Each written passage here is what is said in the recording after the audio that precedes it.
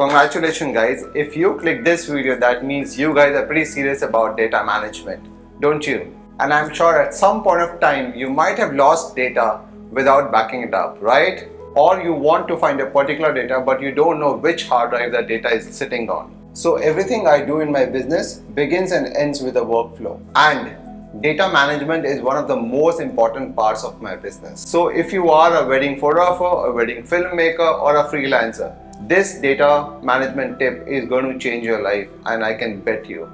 So the very first thing which I'm going to tell you is, since the time I have implemented this workflow in my schedule, my life has become so much better. So guys, let's get started. So the most important thing for a wedding filmmaker, for a photographer or an artist are these memory cards. You know how important these are to us, right? So the process which I'm going to tell you is, from the time you buy a new memory card all the way till you deliver your data to your client. Let's get rolling. So we all have different kind of memory cards, from CF to SD to XQD to micro SD. So the first important tip is, where do you store your cards? So we use Pelican cases for that. This is a 6-card holder from Pelican. The very first thing, we have named it CF cards 1 to 6, and once you open it you will see that every card here is named as 1, 2, 3, 4, 5, 6. On the top of the card it's written with a marker, then there's a small sticker, and if you see at the back side of the card there's also a sticker. Plus at the top here it's the photographer's name and the number. So in case if I lose this card anywhere, someone who gets it and who is with a good heart will call me and return me my card. So I have probably 60 odd CF cards. So all these cards are put up in Pelican card cases, and they all are numbered from 1 to 60. Now let's talk about SD cards. The same thing is what we do with SD cards, micro SD cards and XQD cards. So again, if you see here, these are from 61 onwards all the way till they can hold 12 of them, and it can hold 6 of QSD cards. So everything is numbered. So if you see, this is an XQD card which I use on my Nikon Z7, which is currently being used to film this video. So all these cards are numbered. And now you must be wondering, why am I talking about renaming cards? What role does it play in the data management? Hold on, I'm going to tell you. So on the wedding day, I gave each of my team members 1 card each from these hard cases. Remember the word hard cases, okay? Whether it's a CF card or an SD card or XQD card or any kind of card. Probably the fourth one is micro SD cards. Now, as you know, all these cards are already numbered. So end of the shoot, we have a particular format which every person has to WhatsApp me that how many cards in a day they have filled up. So that format goes like the shooter name, what's your name, then the card number which is mentioned on the card, date, what date did you shoot, name of the couple. These are the 4 things which you have to mention, and you have to send me over WhatsApp. No one is allowed to send me just random message which says that CF35, CF32, or just come and give it to me. So end of the day, when everyone comes to me, they send me that message. I keep all the cards in this think tank pouch, card pouch. We can hold 6 of these. Now each of these is again numbered from 1 to 10. Now the reason why we use these pouches is that during the day, suppose if someone runs out of the card and wants another card, they go to our camera bag, they can pick up a card, but they know that they have to always pick up a card from the hard case, not the soft case. Because the soft case is where all your recorded cards are, and the hard cases are all the empty cards. These 2 steps are the very first steps of data management. So anyway, even if it's a freelancer who is working for you for the first time, this is the first brief we give them. Never ever pick up a card from this. Always pick up a card from the hard cases.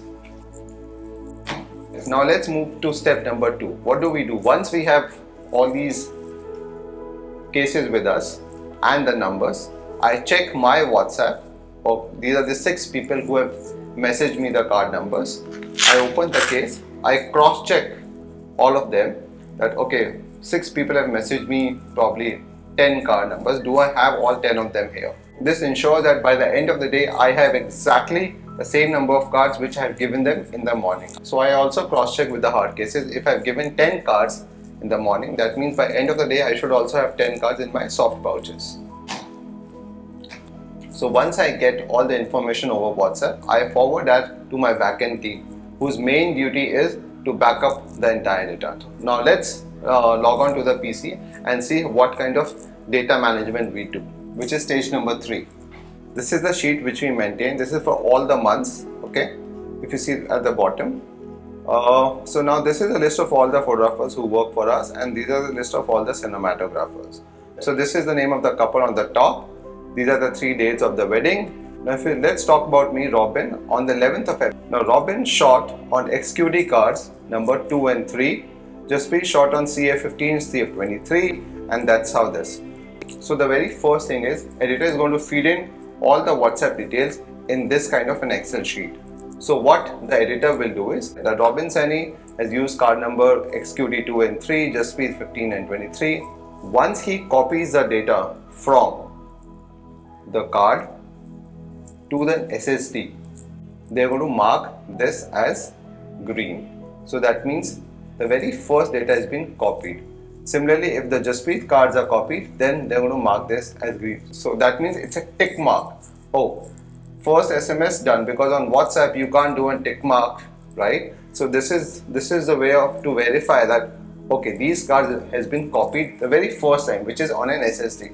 Now, what do we use to copy these cards? So when you have so many cards, what is the best way to transfer the data?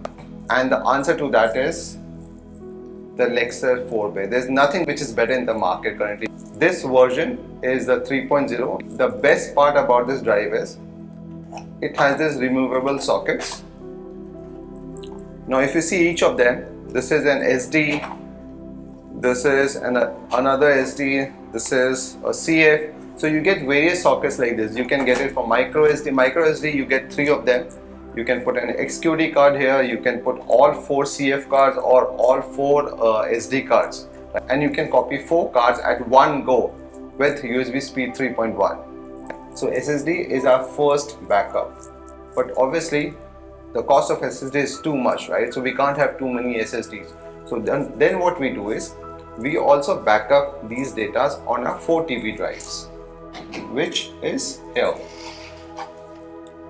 So all these drives are also labeled as December 2019-01 with the couple name, and then we maintain a second sheet which is called as a data management sheet, which I'm going to show it to you now.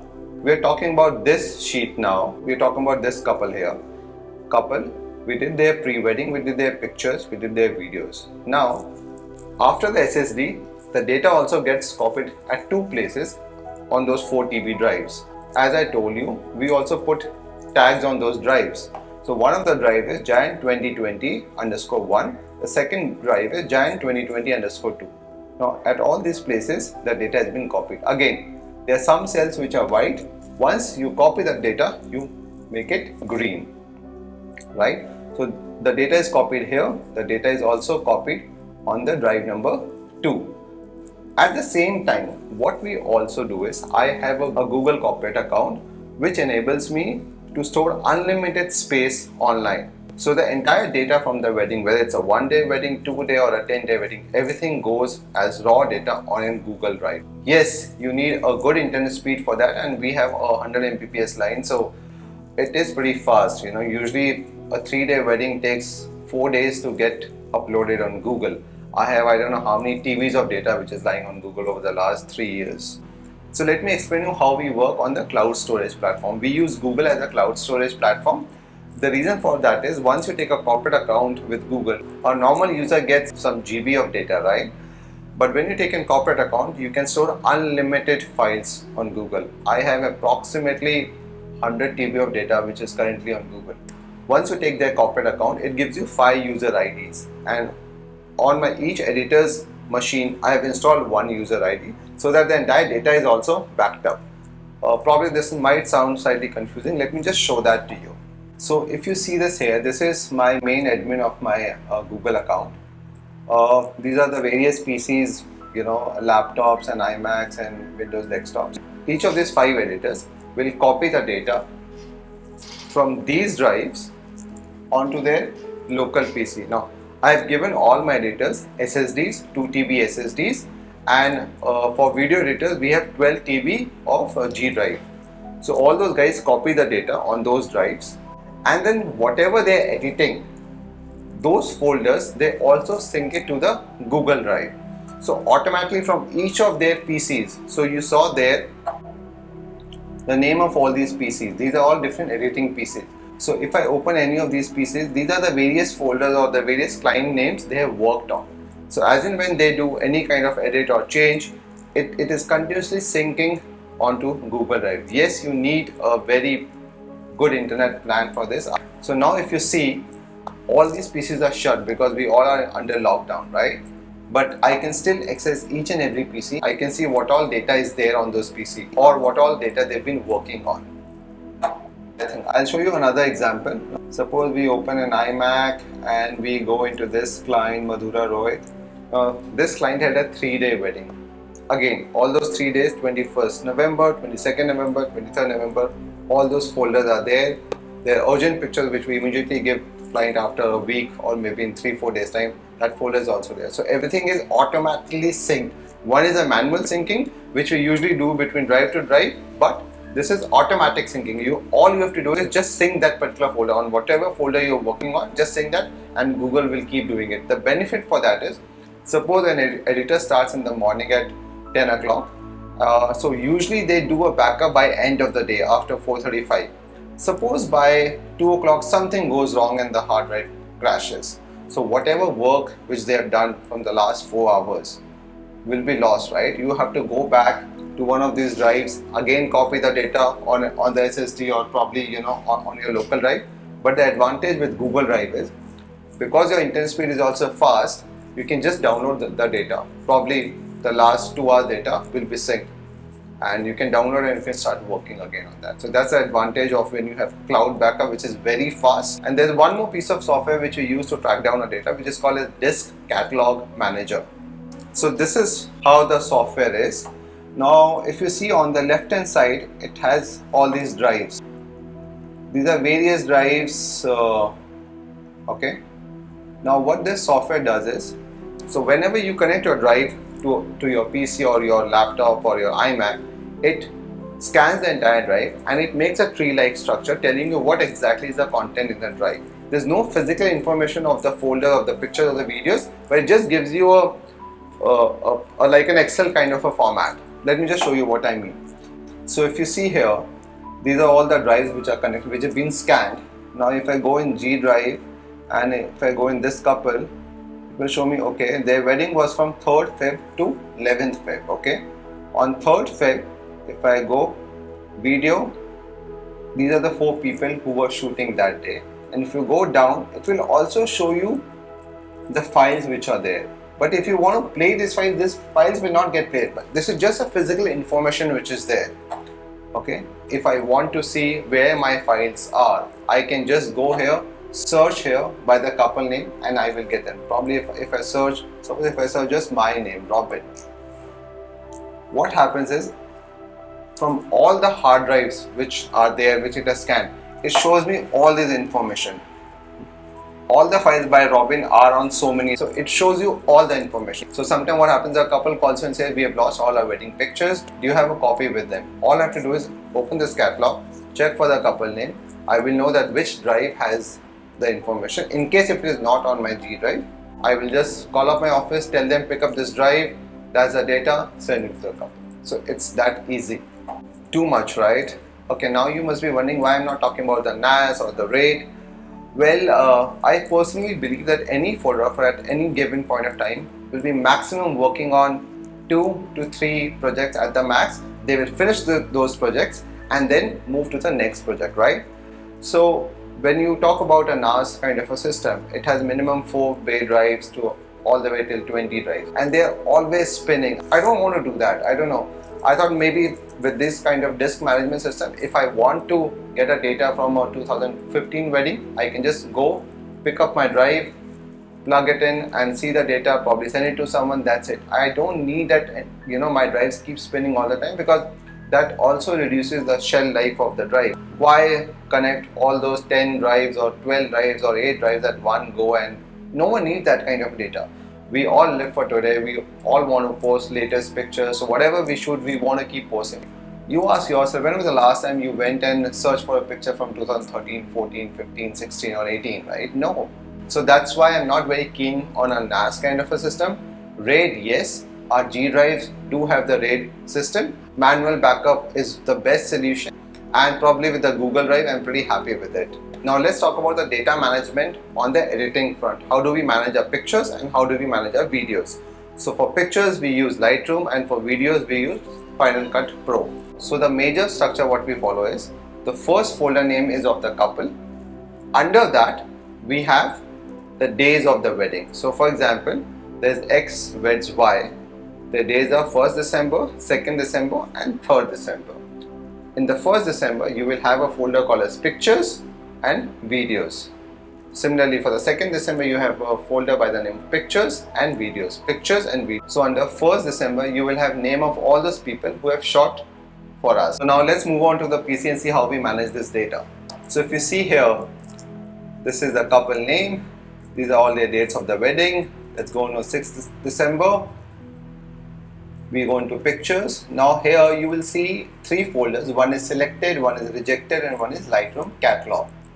So what we do is, under pictures, initially all the folders were name of the shooters, right? Like this, Jas, Prajakta, Robin, Sudhir and stuff. We move all this data into a folder called as rejected, because we don't know what pictures we need to select. So everything goes into rejected. Then we make a Lightroom Catalog, which you can see here. We open this Lightroom Catalog, we import this rejected folder there, and then we start our culling process. So suppose if rejected folder have probably 4,000 pictures. Now in this case, it has approximately 4,846 pictures. So now we import this rejected folder into our Lightroom Catalog, and we start a culling process. We pick up the best pictures, probably 1,000 odd pictures, right? For one day on their wedding day, 1,000 or whatever the number is. Suppose we pick up 1,000 pictures. Then we move all these 1,000 pictures inside Lightroom into a folder called as selected folder, which is what you see here. Now selected folder will have lot of pictures from the entire day function, right? From morning, probably there might be a puja on the wedding day, then the bride getting ready, the groom getting ready, barat, then probably any kind of milni, myra, then the wedding, the reception, the feras, the group pictures. And then we identify all those pictures based on what functions they were, and then we put them into various folders. If you see that here, like getting ready, couple pictures and everything. Because this way, when you sit on an editing table, your editing becomes extremely easy. You know that there are 2 people who are shooting the barat, so there probably the exposure would be the same. So if all your barat pictures are under one folder, you just import that folder, start working on it. Same thing with the bride getting ready, to the groom getting ready, to the puja, or if there's something, a myra. Then once everything is done, if you see this here, like family and guest, all these pictures are also renamed. So now if you see 6th December, family guest, 18, 19, 20, all the way till 210. So on that day, we gave them 210 family and guest pictures. So why do we rename all these pictures? Because once you give all these pictures to a client, either through a Google Drive or through a Pixset album link, and they download them, and later when they want to make an album, they can always tell you, Robin, can you please put up couple picture number 37 or family picture number 200 or 100, instead of telling us, can you please insert -X03 or that kind of a picture, or send us a screenshot. So it's very good to number everything. Now let's talk about video editing. Again, if you see here, this is a couple name, their 4-day wedding, so 22nd Jan videos. Now these are the 4 people who have shot the video. So if you see here, we have renamed all the files from Ajinkya, so probably there's a short code to AGI 22.1 all the way till 180. to Ankit, to Harish, if you see HAR, Sudhir is SUD, SUR, all the way. Why do we do this again? A lot of time what happens is couple ask you, can I get all the raw data please? And sometimes you don't want to give, but sometimes you end up giving them. Not all the clients, but sometimes few clients want to go through the entire raw data. They will go to the raw data, and in case if they like a certain clip, they can always send it to us saying that, can you please insert Sudhir clip number 22 into my reception or into my wedding fair. I'll really love that expression. So that way when you rename all these files, it becomes extremely easy. And from the editing point of view, when all your files are on your timeline, you just see and you're like, oh, I have used maximum footage of this guy, because all you see is SUR or maybe AJ, so you know who is your best shooter, who gives you always the best shot, instead of those X, Y, C, O, 1 and stuff. So this is also the best way to identify whose footage have you used the most. That was one big session, right? Hope you liked it, and this is it. This is how we manage all our data. Oh my god, finally the video is getting over. Let me have some water. This is my second YouTube video. I'm not sure how good or bad this was, but I gave my best try. And if you think whatever information I shared with you was helpful to you, why don't you subscribe? You can even follow on my Instagram link, which is here. This is my photography link and this is my personal link.